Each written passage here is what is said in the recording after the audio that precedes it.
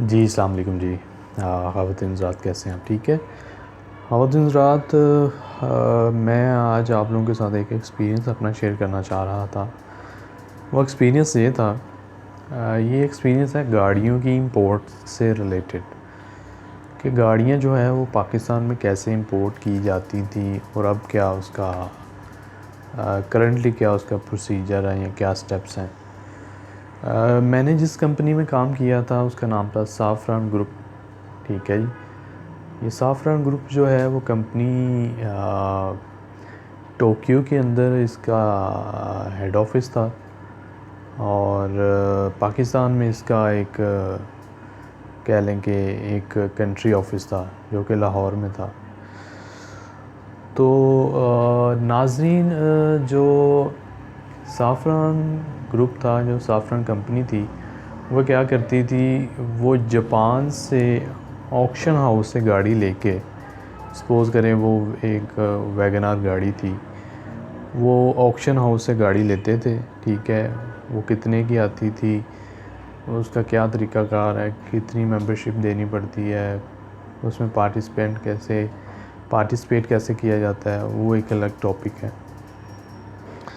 साफ़रान company क्या करती थी, वहाँ से जो गाड़ी ऑक्शन से लेके उसकी इंस्पेक्शन करवा के उसकी रेडिएशंस वगैरह जो भी उसके स्टेप्स थे, जैसे जापान के रूल एंड रेगुलेशन के मुताबिक वहाँ से गाड़ी जो है ना वो पोर्ट के ऊपर भिजवाई जाती थी। ऑक्शन से गाड़ी लेके उसको इंस्पेक्ट करवा के उसकी ऑक्शन शीट वगैरह बनवा के तो वो पोर्ट के ऊपर भेज दी जाती थी। वहाँ से फिर उसका एक्सपोर्ट सर्टिफिकेट तैयार होता था। ठीक है, जहाज़ के कैप्टन के साइन होते थे। ठीक है, फिर वहाँ से गाड़ी जब लोड हो जाती थी उसके डॉक्यूमेंट जो है ना वाया कोरियर कंपनी, वो हमें गाड़ी आने से पहले ही आ जाते थे, ओरिजिनल डॉक्यूमेंट्स। तो गाड़ी जब शिप पे लोड हो जाती थी तो वहाँ से फिर क्या होता था, गाड़ी कराची पहुँच जाती थी। कराची कस्टम हाउस, जहाँ पे गाड़ी जहाज़ वगैरह आते हैं, शिप वगैरह आते हैं, वहाँ पे गाड़ी पहुँच जाती थी। हम फिर यहाँ से क्या करते थे, यहाँ से जो ओरिजिनल डॉक्यूमेंट हमारे पास ऑलरेडी कोरियर के थ्रू आ चुके होते थे, वो प्लस कस्टम फ़ी, जो क्लियरेंस की फ़ीस है, कस्टम फ़ीस है, जो ड्यूटी है जो उसकी पे करनी होती है। फॉर एग्जाम्पल वैगनार थी तो उसकी 5 लाख, 3 लाख, 4 लाख, 5 लाख पहले उसकी फ़ीस होती थी। तो वो हम क्या करते थे, जिस बंदे के नाम गाड़ी हमने करवानी होती थी उसका passport plus export certificate plus एक शिपिंग का डॉक्यूमेंट होता था, और ये प्लस फ़ीस जिसको ड्यूटी कहते हैं, कस्टम ड्यूटी कहते हैं, वो हम जो है ना वो भेज देते थे अपने कंसल्टेंट के पास। चूँकि हम लाहौर में बैठे होते थे, वो कराची में बैठे होते थे, तो आने जाने में बड़ी कॉस्ट लगती थी। तो हम क्या करते थे, तमाम जो डॉक्यूमेंट्स थे अपने कंसल्टेंट को, अपने एजेंट को, क्लियरिंग एजेंट को, फॉरवर्डिंग एजेंट को दे देते थे। वो हमारी तकरीबन 1 वीक के अंदर अंदर गाड़ी क्लियर करवा के उसके टैक्सेस वगैरह पे करके, सिंध गवर्नमेंट के टैक्स थे, एडवांस टैक्सेस थे, गवर्नमेंट ऑफ पाकिस्तान के टैक्सेस थे, फेडरल टैक्सेस, और जो भी टैक्सेस थे वो 16-17 डॉक्यूमेंट की फ़ाइल तैयार होती थी।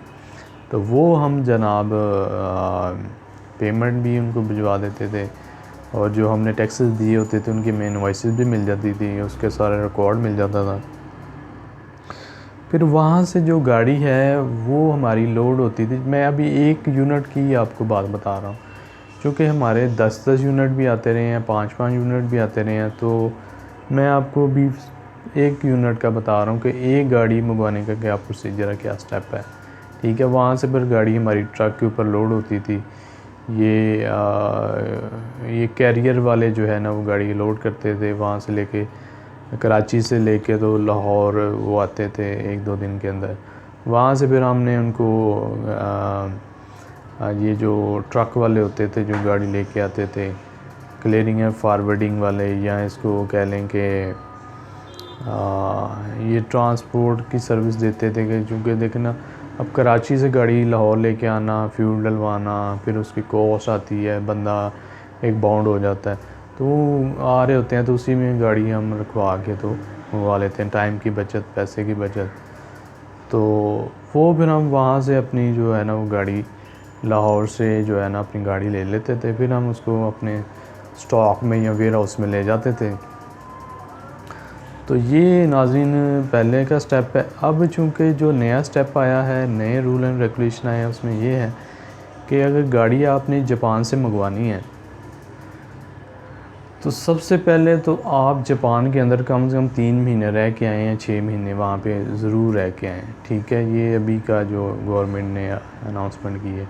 फिर वहाँ से आपने जो गाड़ी ली है वो आपने अपने नाम पे इधर भेजनी है, ठीक है। फॉर एग्ज़ाम्पल मैं असद अली हूँ, तो मैं जापान में जाके तो अपने नाम पे गाड़ी पाकिस्तान भेजूँगा, वो कराची में आएगी, कस्टम में फंसेगी, ठीक है। फिर वहाँ से जो कस्टम के पैसे हैं, क्लीयरिंग के पैसे हैं, ड्यूटी के पैसे हैं, वो आपने अपने अकाउंट में पाकिस्तान में वहाँ से भेजे हों ऑलरेडी, ठीक है।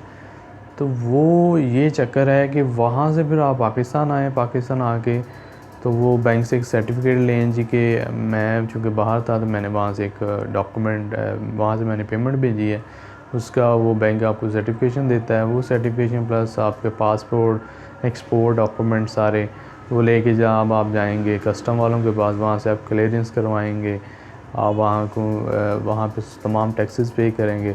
तो टैक्सेस पे करने के बाद आप जो है वो गाड़ी क्लियर करवा सकते हैं। तो ये 2 स्टेप थे। पहले बहुत आसान था, वहाँ से गाड़ी भेजो, यहाँ से अपना पासपोर्ट डॉक्यूमेंट ये वो सारा कुछ सबमिट करवाओ, गाड़ी क्लियर होके आ जाती थी। अब चूँकि एक तो महंगाई इन्होंने बहुत ज़्यादा कर दी है, ऊपर से कस्टम की बहुत ज़्यादा वो ड्यूटीज़ हैं, 200% से 600% ड्यूटीज़ चलेंगी। फॉर एग्जाम्पल गाड़ी की कीमत है 6 लाख, तो आपको 12 लाख टैक्स देना पड़ेगा। तो गाड़ी पहले 1 मिलियन में हमें इधर कॉस्ट कट जाती थी, पीछे से 3-4 लाख रुपए की गाड़ी मिलती है, यहाँ पे टैक्सेस वगैरह डाल के तो पहले हमें तकरीबन 12 लाख रुपए की इधर घर में पड़ जाती थी।